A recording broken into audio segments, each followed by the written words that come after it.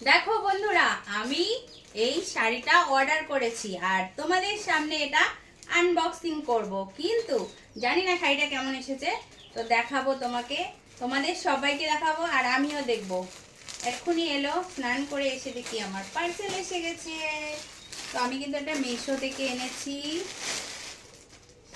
শাড়িটা।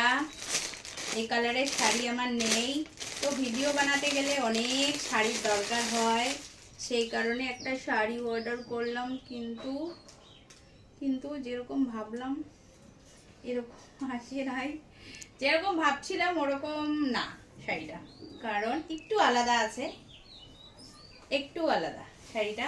তবুও কাপড়টা ভালো আছে, সফট আছে। তো দেখো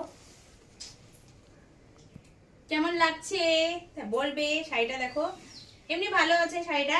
এই এই জায়গাটা আমি যে শাড়িটা দেখে অর্ডার করেছিলাম, এই যে সাদা জায়গাটা আছে ওটা ফুল ফুল ছিল, আর এটা হচ্ছে একটু আলাদা পাটটা, শুধু পাটটাই একটু আলাদা। তো দেখো শাড়িটার কালার, আর এটা হলো ব্লাউজ পিস। তো কেমন লাগছে অবশ্যই বলবে, আমাকে কেমন মানিয়েছে সেটাও বলবে।